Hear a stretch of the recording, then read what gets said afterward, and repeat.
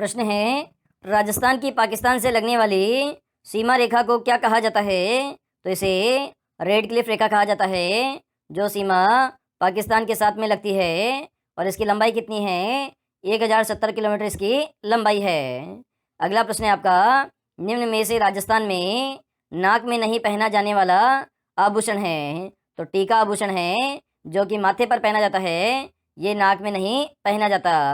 इसके अलावा नथे, कांटा, ये दोनों ही आभूषण नाक में पहने जाते हैं। इसके अलावा औंला आभूषण भी आपका नाक में नहीं पहना जाता।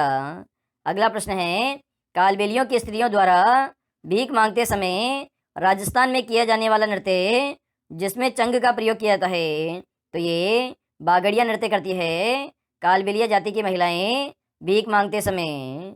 अगला प्रश्न है, नाथद्वारा का राधा कृष्ण नृत्य परंपरा का नृत्य है, जो पुरुष महिला युगल रूप से होली के अवसर पर किया जाता है, यह नृत्य कौन सा है? तो ये डांग नृत्य है, जो कि नाथद्वारा क्षेत्र में होली के अवसर पर किया जाता है।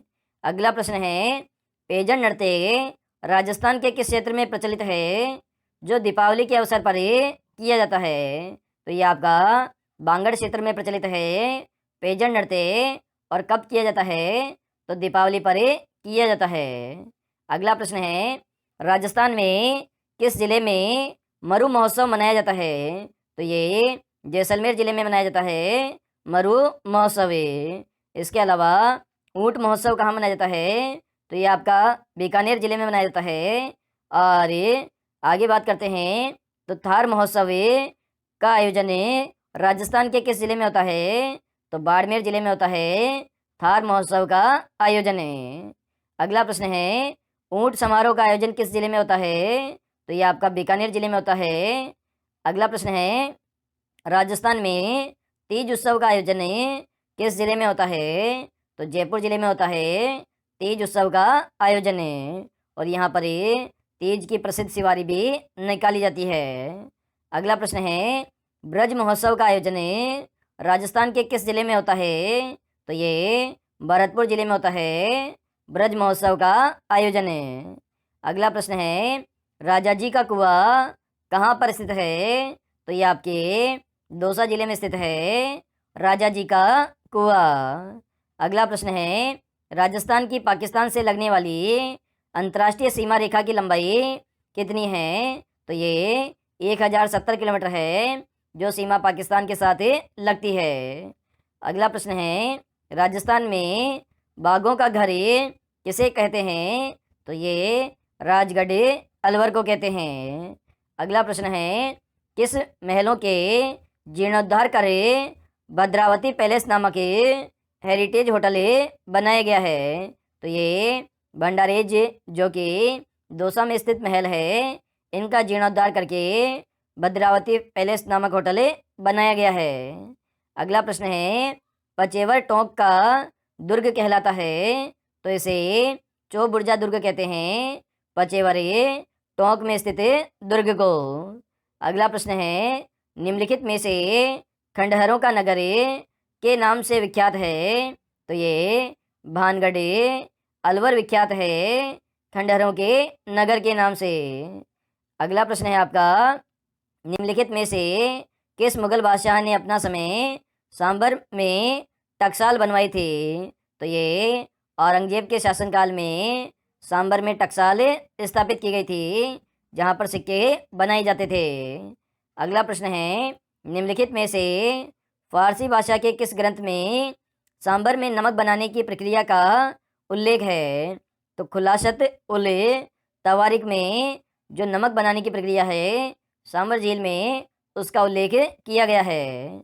अगला प्रश्न है, किन जिलों में मेव किसान आंदोलन 1932 में चलाया गया था? तो ये अलवर और भरतपुर, इन दोनों जिलों में मेव किसानों द्वारा मेव किसान आंदोलन चलाया गया था।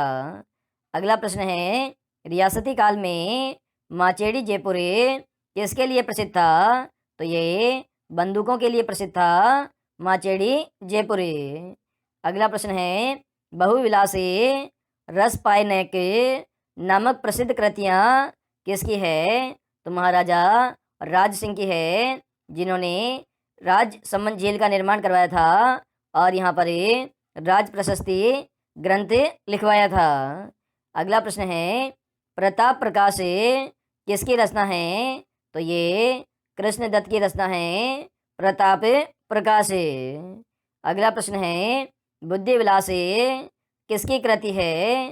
तो ये भक्त राम शाह की कृति है, बुद्धि विलास। अगला प्रश्न है, मेवाड़ के महाराणा सांगा की मृत्यु का उल्लेख किस शिलालेख में किया गया है? तो ये डिग्गी के शिलालेख में किया गया है, सांगा की मृत्यु का उल्लेख है। अगला प्रश्न है, सेना नायक श्याम सिंह खंगाणी को कहा जाता है? तो जयपुर रियासत का दुर्गादास राठौड़ कहा जाता है श्याम सिंह खंगाणी को। अगला प्रश्न है, स्वतंत्रता प्राप्ति के समय राजस्थान राज्य में कितने जिले थे? तो जिलों की संख्या 26 थी स्वतंत्रता प्राप्ति के समय। अगला प्रश्न है, एंग्लो वैदिक स्कूल कर्णगढ़ नामक स्कूल कहाँ खोली गई थी? तो ये आपके जोबनेर जयपुर में खोली गई थी एंग्लो वैदिक स्कूल। अगला प्रश्न है, अकबर द ग्रेट धारावाहिक की शूटिंग किस किले में हुई थी? तो ये करणसर के किले जयपुर में हुई थी अकबर द ग्रेट धारावाहिक फिल्म की शूटिंग। अगला प्रश्न है, निम्नलिखित में से गुलाब की खेती के कारण ढूंढाड़ का पुष्कर कहलाता है? तो ये जमवारामगढ़ जयपुर को कहते हैं ढूंढाड़ का पुष्कर। अगला प्रश्न है, ऐसे किले रानी जाय के पास भले ही हो ठुकरानी जाय के पास नहीं, यह कहावत किस किले के संबंध में कही गई है? तो ये कुचामन का किला जो कि नागौर में स्थित है, इसके लिए कहावत कही गई है। अगला प्रश्न है, राजस्थान के राज्य पक्षी गोडावन को राज्य पक्षी कब घोषित किया गया था? तो सन 1981 ईस्वी में से राज्य पक्षी घोषित किया गया था। अगला प्रश्न है, राजस्थान के राज्य पशु चिंकारा को राज्य पशु कब घोषित किया गया था? तो सन 1981 ईस्वी में से राज्य पशु घोषित किया गया था। अगला प्रश्न है, राजस्थान में रणकपुर के जैन मंदिर का निर्माता किसे कहा जाता है? तो ये धरण शाह ने करवाया था रणकपुर के जैन मंदिरों का निर्माण। और रणकपुर के जैन मंदिर कहाँ स्थित है? तो ये आपके पाली जिले में स्थित है और ये जैन धर्म से संबंधित मंदिर है। अगला प्रश्न है आपका, राजस्थान में मरुस्थलीय प्रदेश जालौर में शादी के समय माली, ढोली, सरगड़ा और भील जाति के लोग थाकना शैली में कौन सा नृत्य करते हैं? तो ये ढोल नृत्य करते हैं थाकना शैली में। अगला प्रश्न है, महाराणा कुंभा द्वारा रचित कुछ ऐतिहासिक नाटकों में राजस्थान की किस बोली का प्रयोग किया गया है? तो इसमें मेवाड़ी बोली का प्रयोग किया गया है महाराणा कुंभा द्वारा लिखित नाटकों में। अगला प्रश्न है, राजस्थान में स्त्रियों द्वारा कमर से एड़ी तक पहना जाने वाला वस्त्र है?